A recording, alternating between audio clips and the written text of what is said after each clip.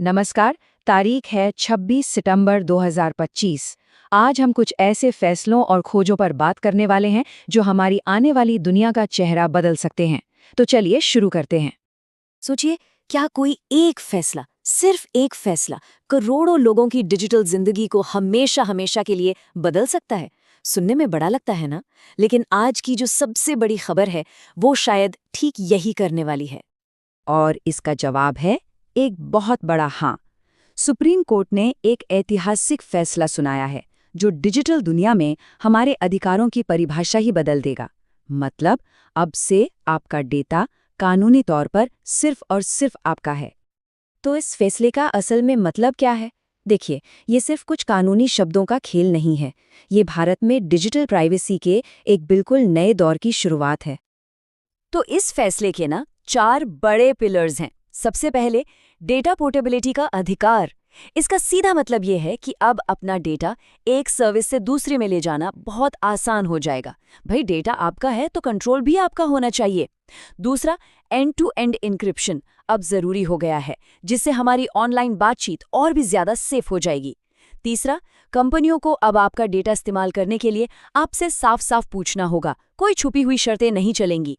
और आखिर में, अगर कोई कंपनी आपके डेटा को सुरक्षित नहीं रख पाई तो उसे बहुत भारी जुर्माना भरना पड़ेगा।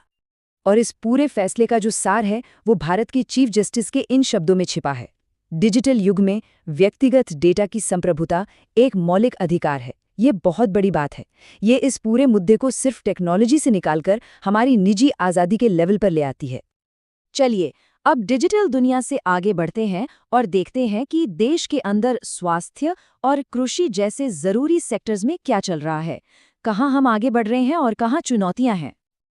तो हेल्थ सेक्टर से एक बड़ी खबर आ रही है। सरकार ने नेशनल डिजिटल हेल्थ मिशन का अगला फेज शुरू कर दिया है और इसका मकसद है पूरे देश में हेल्थ सर्विसेज को और बेहतर और आसान बनाना।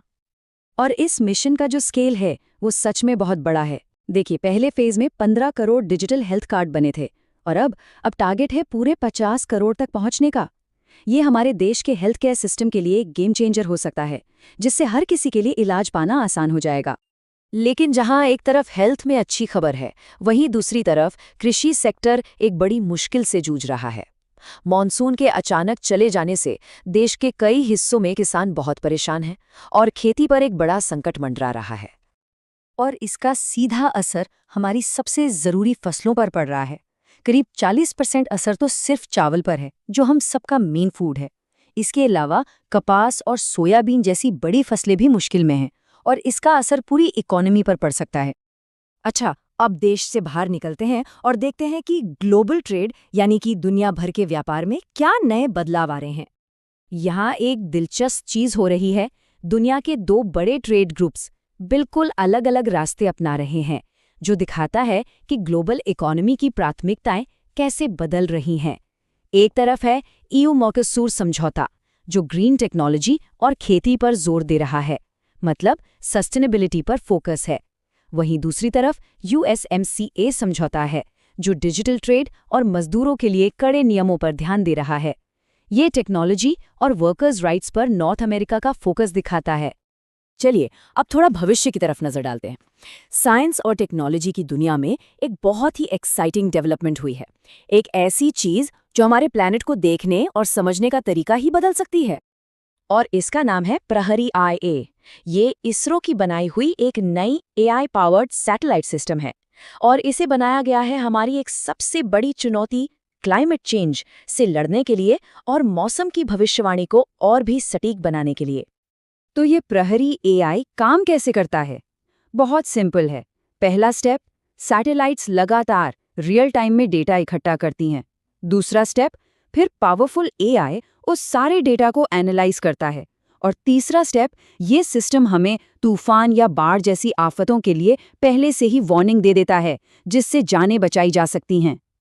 तो हमने बात की डेटा प्राइवेसी की, हेल्थ की, खेती की और नई टेक्नोलॉजी की। ये सब अलग अलग खबरें लगती हैं, है ना? लेकिन इन सबको एक साथ क्या जोड़ता है? चलिए बड़ी पिक्चर देखते हैं। आज की जितनी भी बड़ी खबरें हैं उनमें एक कॉमन बात है और वो है टेक्नोलॉजी, नेचर और पॉलिसी के बीच एक बैलेंस बनाने की कोशिश। चाहे वो हमारे डिजिटल राइट्स को बचाना हो, हेल्थ केयर को सब तक पहुंचाना हो या फिर क्लाइमेट चेंज से लड़ना हो। हर जगह बात एक सही संतुलन खोजने की ही है, ताकि हमारा भविष्य सुरक्षित हो सके। तो आखिर में बस एक सवाल कि आज के ये फैसले और ये नई खोजें हमारी आने वाली दुनिया को कैसा बनाएंगी, इस पर सोचिएगा ज़रूर। हमारे साथ जुड़ने के लिए बहुत बहुत शुक्रिया।